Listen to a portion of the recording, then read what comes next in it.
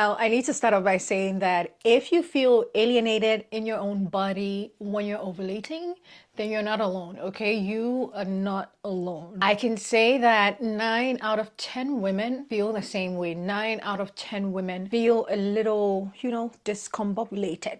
9 out of 10 women feel out of touch with themselves, okay? So this video is definitely very random, but I'm like, you know what? Why don't I share this with my girls, okay? Because if there's one thing that I like, it would be shared experiences, okay? I just strongly believe that shared experiences can help someone or can help you get through life or helps me to get through life. When I hear people's experiences, when I hear things that people do that works for them, I tend to take a thing or two from that. So I figured that I would share with you guys a few tips or a few things that you can do when it's almost that time of the month or when you're ovulating to help you feel better, to help you get in touch with yourself or, just sort of ground you because it can be very all over the place during that time. So I'm very excited to share with you a few tips or a few things that you can do to help you feel better when you're ovulating or to just help you ground you, make you feel like yourself when you're ovulating, okay? Hi, ChatGTP. Why do women usually feel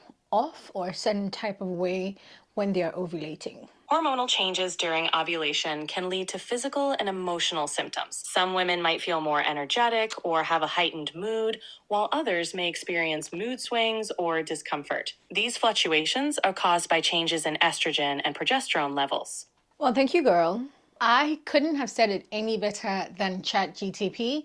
The reason why you feel the way that you feel during your ovulation period is because of hormonal changes, okay? Your body is going through hormonal changes and that definitely affects the way that you feel in general. Now, my very first tip, point number one for me would be to tell the people around you, inform your partner if you're married, if you're in a relationship, but you want to always tell the people around you as in when you're in that mood or as in when you feel a certain type of way. So usually one thing that I would do is when I notice that it's ovulation time, or I have an app that I use to track, which is called Flow. I know a lot of people use Flow, but if you don't, you should get on Flow, okay? Flow is an app that tracks your ovulation, menstrual cycle, all of that feminine stuff, and it keeps you on track, okay? It just basically reminds you when it's almost time, tells you when you're in your ovulation phase, just in case you don't know. And I'm saying this because growing up, I didn't really know so much. I didn't really know like which phase is the ovulation phase. I literally did not know nothing, okay? So I had to equip myself. So I'm hoping that this video can help any younger sister out there that is trying to figure out, like what the heck is going on? Like I know that I menstruate, I know that I do this, but like why do I feel a certain type of way before that time? So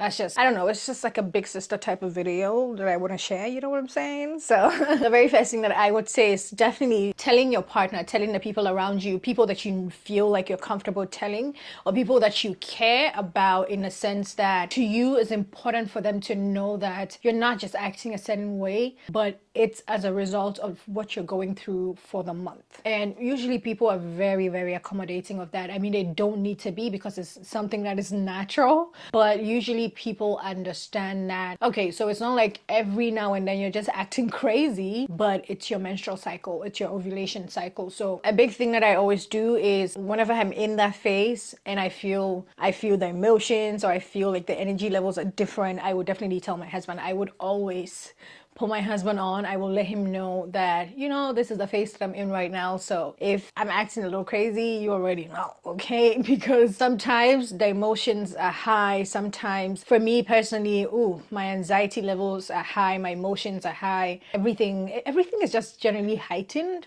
So first thing for me definitely would be to tell your partner. Let them know that you're in that ovulation space or you're in that ovulation phase, and that comes with some sort of emotional changes or energy level changes. So you might not be acting like your normal self, but it will go away in the next few days. That's what I always say. Like, this is something that's gonna go away in the next few days. So when you see me acting different, just know it's just for a few days, okay? It's just for a few days. That's always a good thing, giving prior notice to the people that you care about. Now, the next thing for me would be comfort food, okay? I have comfort food. I don't know if everybody has it, but I personally have meals that I know for a fact fact that on days where I feel down, on days where I'm just not feeling okay, this is a type of food that I want to eat, okay? If you're the type of person that during that time you're eating a lot and just like stuffing your face with food like myself, okay, guilty as charged, you want to make yourself some sort of comfort food. Personally, for me, it would be ramen. I love me a good ramen soup bowl, you know, with my eggs, and like that just gives me all the comfort in the world.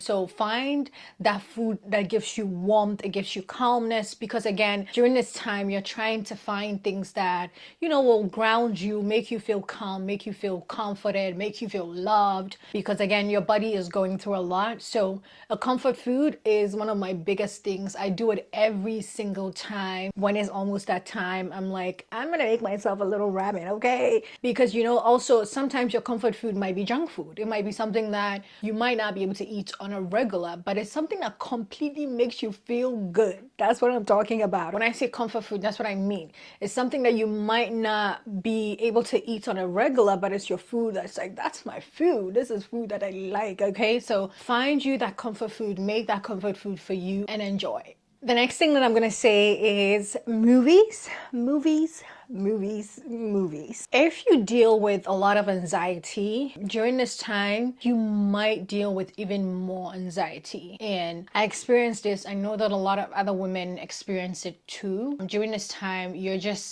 mind is just so sharp. You're just like, I mean, on a regular, your mind is sharp, but like during this time, it's over sharp, okay? Thinking way more than you would. Things bother you a lot more than it would. It is just what it is during that time. It's just for a period of time, okay? One thing that helps me, you know, battle that feeling during that time is watching movies, okay? Just watching feel good movies. And because we're in the holiday season, it is literally the perfect time to find all the feel-good Christmas movies on Netflix, on Hulu. Like, a feel-good movie is going to get you out of your head, okay? The too much thinking, the too much anxiety, all of that will literally tank. It will go all the way down when you watch a feel-good movie, maybe a movie or two, or good like a 4-episode series, something like that. It always helps. Like, it helps so much to calm the thoughts. It calms the racing thoughts in your head, and then it just gives you time to breathe. So for me, I love watching movies during that time. I love just, sis, I'm just gonna be a couch potato, watch a movie or two and just relax and not think about anything. Just concentrate on the movie, love the movie, be immersed in the movie. It really does help get away, get out of your own head, and just, you know, relax and breathe. Because during this ovulation phase, one thing that you need a lot is breathing, okay? Just allowing yourself to calm it down and breathe and allow your body to go through the process, because your body is already going through a lot. So you need to find or give it that balance and comfort that it needs to go through the process. And talking about breathing, the next tip that I'm going to give you is practice breathing exercises, okay? Find moments in your day that allows you to just calm down and breathe, okay? If you're the type of person that has a very busy lifestyle, you're obviously not going to have the chance to sit around, watch a movie, yada yada, but you can find at least 2 to 3 minutes every single time to breathe. And that is one big thing that your body needs. Your body needs to calm down, because your body is running on overdrive. It's producing all of these hormones and doing all of this work, and you need to relax. You need to find a way to breathe. You need to find a way to ground yourself. So even if you don't find time to just sit down, be a couch potato, watch a movie, you can find some time to just breathe. Allow yourself a few minutes in your daily activities to just catch your breath, okay? And talking about catching your breath, one other thing that really helps, which is going to be my next point, is listening to podcasts. I love me a good conversation. I love me a good podcast. I love me a good conversational podcast, solo podcast, self-help podcasts just like this one that we have, okay? I just love listening to helpful things, self-development things, like anything that's gonna help me be better. I love it. And during this time when you're ovulating, or when it's almost that time of the month, it's legit the best time to listen to things like that, because your mind will absorb that information with so much speed. And tell me if you haven't experienced it too.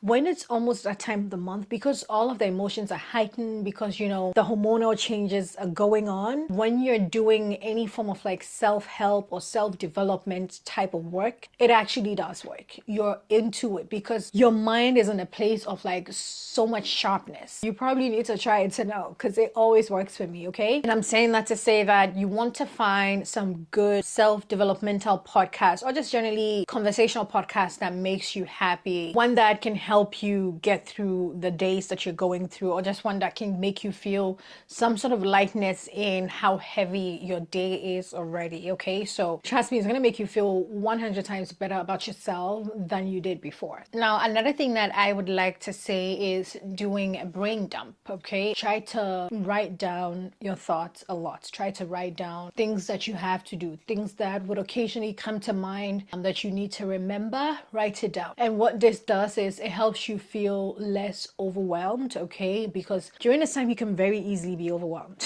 especially if you're a mom, you have a 9-to-5 job, you know, you do a million and one things during your day. You want to try to write things down, write a to-do list. If you have an idea that you don't want to forget, write it down, because you are trying to find ways to not be hard on yourself at the end of the day, because you're trying to find ways to stay productive while your body is still going through the most, okay? Just generally writing down things that you have to take care of to help you feel less overwhelmed is a very good thing during that time. So I had to quickly switch my microphone around, so if you hear a difference in sound, that is probably why, okay? Now the next tip that I'm going to say is for my fitness girlies. If you're the type of girl that has a fitness lifestyle, on the days where you're ovulating or when it's almost that time of the month, if you're the type of person that has low energy levels, you don't feel motivated to work out, you don't even want to get out of bed, if you're that type of person, if that's your vibe during that time, I feel you, sis. Let me just start by saying that. But one thing that you can do is, like, you can do some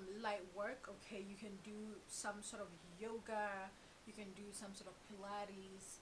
If all of that still feels too much for you, you can do stretching, okay? You can just stretch, do a 15-minute stretch, 10-minute stretch, 20-minute stretch. Find the workouts that doesn't make you feel, you know, overworked, and do those ones. For me, that would definitely be doing my yogas, doing my Pilates, doing my stretches. If you're the type that likes to go for a walk, go for a walk. Just try to find different ways to move your body without having to do the regular thing that you do that makes you tired, okay? So during this time, again, your body could feel like a complete alien to you. Your emotions can feel like, well, what the hell is happening here? You know, it could feel very strange. It could feel different. And sometimes you tend to be so hard on yourself, and especially if you're the type of person who has anxiety, who thinks a lot, you know, who just turns to pack yourself up with things, you will be overwhelmed. So I'm hoping that these things can help you in a way that it helps me, in a way that it calms me,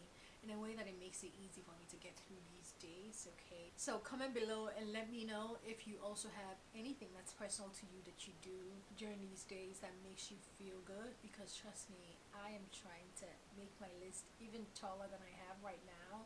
I would love all of the tips in the world to make me feel better, because another thing is, I feel like the older you get, the more glaring it is to you. When I say glaring, in the sense that the more you feel, it's like the older you get, the more you're like aware of what you're going through. And for me, that's where this is coming from. Becoming more aware has put me in a place where I want to share with younger people, and just generally with people who are also trying to figure it out. So I hope that this video is truly helpful to someone out there, and if you find the need to share it with someone, or if you feel like someone is going to find use for the video, please go ahead and share it with them also. My name is Akosia. I know I usually don't mention this, but for new people here, my name is akosuabenhene, and I thank you so much for always coming back to watch a video.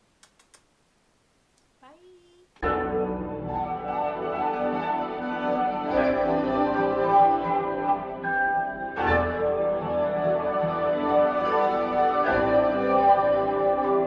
When they say she get it from her mama, I'ma say you fuck her right, your body